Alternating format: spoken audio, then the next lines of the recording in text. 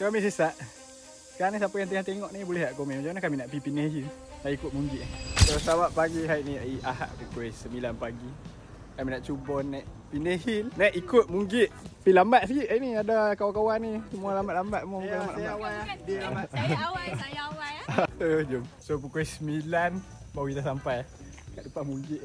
9:04. Oh kita start. So niat dia sebab apa kami nak try naik ikut Munggik ni. Jalan depan tutup. So hari ni kita riki jalan Munggik. Tengok berapa jam kita nak sampai ke Pinang Hill. Kami tengah mencari jalan yang paling selamat kali nak bawa orang.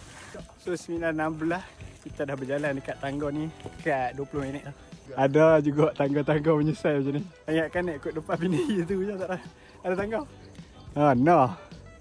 Dah 18. Ini berhenti bukan sebab apa ni. Ni sebab ini. Puncak. Dah 1.1 kilo. Ramai yang tersasar jauh di belakang. So 9:47 kita sampai dah dekat point nombor 5 ni. Member kita sampai laju. Siap menyapu. Buat relax. Aku baru je naik Pinang Hill ikut jalan Munggik ni. Tapi sekarang aku dah tengok follower aku dah 9k. Kalau video ni boleh buat follower aku naik 10k, esok aku lari 10 kilo. Tak minum ayak. Like. 10. Oh kami start balik. 10.39 kita dah sampai dah. Naik lambat dan kat Ramat laju. 10.56 sebenarnya kita orang ni tak tahu jalan ni betul ke tak. Ikutkan jalan Suntur ni. So kita try ikut jalan ni. Kami sesat. Siapa yang tengah tengok ni boleh tak komen macam mana kami nak pergi Pinang Hill. Saya ikut Munggik. Ui. Hati okey hati. Bila nak lempas ni?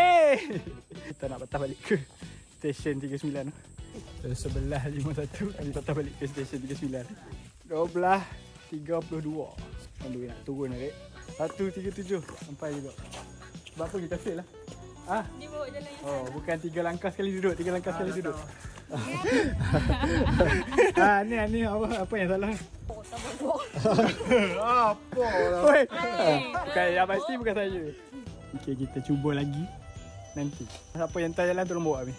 Sejauh 7 km tau kita jalan naik atas tadi. Duduk dulu tunggu seorang.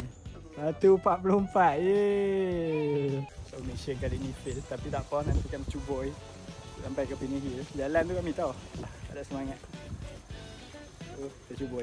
So nak try kat mana aku lagi, jangan lupa follow aku. Jumpa lagi.